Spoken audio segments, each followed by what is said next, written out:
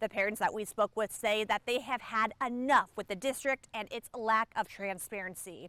Many were planning on attending tonight's Board of Education special hearing to not only defend the executive director of communication whose job was on the chopping block, but also once again demand answers after months and some say even years of silence. As a parent, a voter, school board meetings for Grand Rapids Public Schools have been packed these past couple of months. Parents and students literally fear for their lives. As concerned parent after concerned parent, our kids' lives are still in your hand, continue to take to the podium to demand answers and transparency following 4 guns found in school, a temporary backpack ban, a student with a knife in school, and a 13-year-old shot on school property during school hours. when it seems like the adults in charge are passive or at worst obstructionist on the issue of school safety. If the executive leadership is refusing to listen to the basic requests from the parents and the community of how we are keeping our students safe, what are we doing here?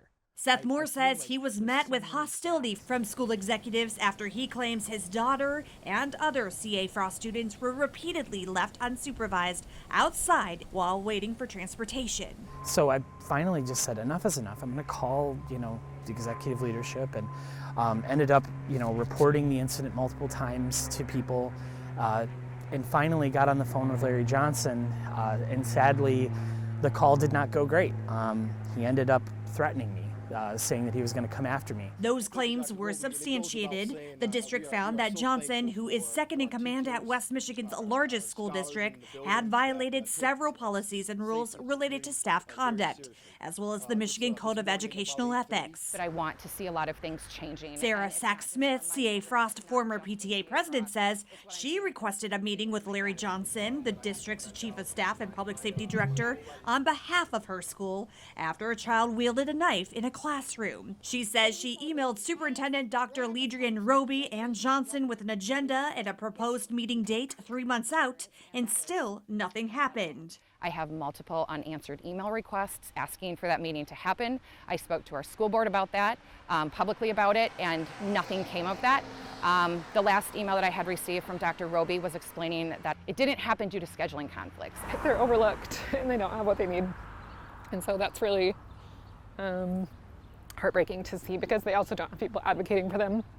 There isn't an avenue for them to say, hey, I have a need that's not being met. I'm 8 years old, So to have that kind of silence from the grown-ups who are supposed to be advocating for them and protecting them is really kind of gross. Well, News 8 has heard from dozens of GRPS parents directly and at board meetings who are unhappy with the district's top leadership, Roby and Johnson. We've also learned of a group that was fighting to keep one executive, the communications director Leon Hendricks, a former Wood TV anchor, on the job.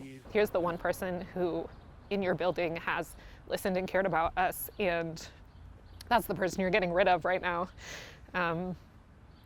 And it seems very unjust at this point. Documents obtained by News 8 through the Freedom of Information Act show the district moved to fire Hendricks in late March, citing insubordination. The termination letter referenced a conversation Hendricks had with this man, Lucas Leverett, an outspoken critic of the district and owner of the website Fire Larry Johnson.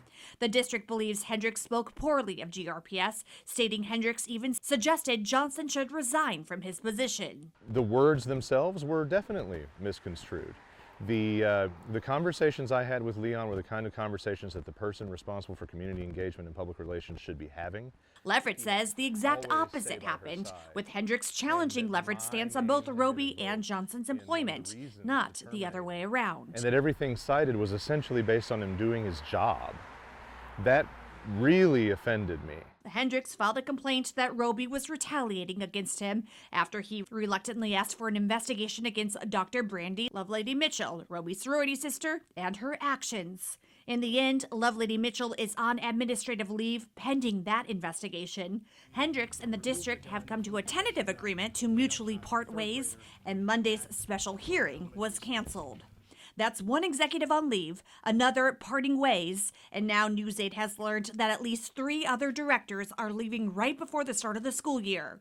One executive got a job as a superintendent up north, and others have options lined up.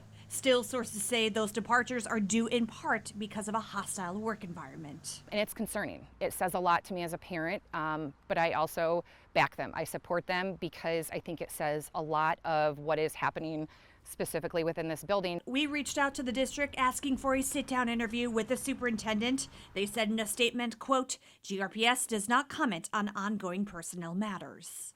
The parents I spoke with say that they are happy that Hendricks and the district have come to that tentative agreement, but added that they are also disappointed that once again, those within the leadership board here at GRPS's headquarters have once again sidestepped the greater issue, toxicity from the top. In Grand Rapids, I'm Megan Bunchman, News 8.